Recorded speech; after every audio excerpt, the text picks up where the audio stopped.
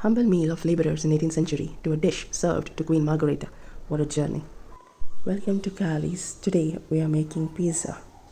For our base, we need oats, which you grind to a fine powder. You add yeast, sugar, salt, and water. You mix them well. No need of any sort of kneading at this point. You just let it set and rise on its own. Make sure it's not very dry because oats is going to absorb water. Not too watery either. So just adjust the consistency based on your experience. So you let the dough rest for 6 to 8 hours and it will nicely ferment because of the yeast and sugar in it. And then there you have your base.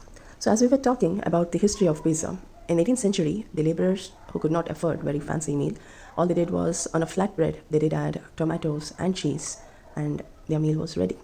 But one day in 1889, a chef in Naples decided to serve this pizza to Queen Margherita. And since then, it has become the talk of the town. Even today, after centuries later, every kid wants to eat pizza. And there are so many different versions of pizza. It has evolved from different toppings to different base. You just name it. You cannot stop anyone from having pizza. It's such an addictive dish. But due to the awareness in the nutrition industry today, we know that the base is made all-purpose flour or maida, as we know it, is not good. It's considered to be white poison.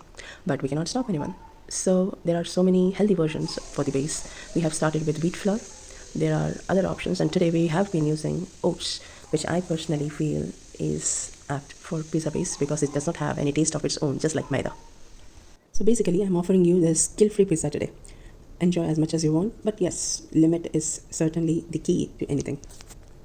For toppings today, I have used mixed vegetables like sweet corn, capsicum. I have added paneer in there, and I wanted to add mushroom, but I didn't have any currently, so I skipped it. But yes, adding mushroom is definitely an extra flavor in every sense.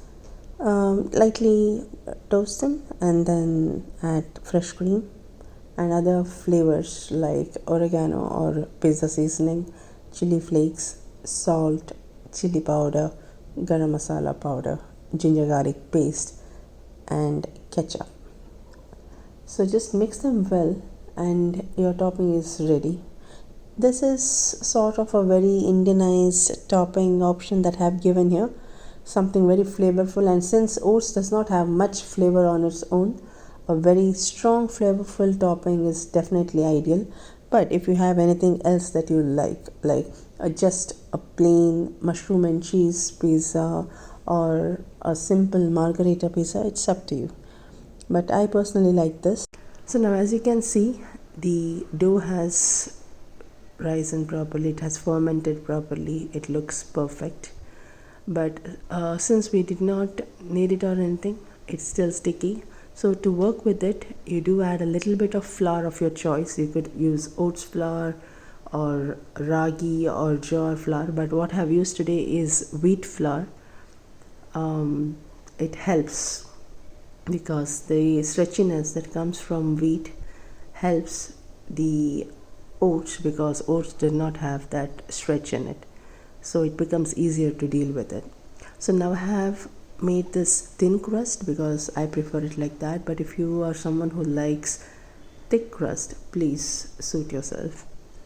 You sprinkle some rava or cornmeal on your tawa or whatever you're working with, and then you place your dough and spread the topping and lots of mozzarella.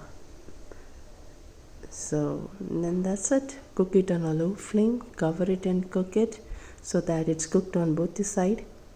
A quick tip I could give here is, if you're concerned and if you're dealing with the thick dough or a thick base, please cook it on one side and then flip it and then add your topping so that it's cooked on one side at least partially and you won't have undercooked base. Enjoy and subscribe.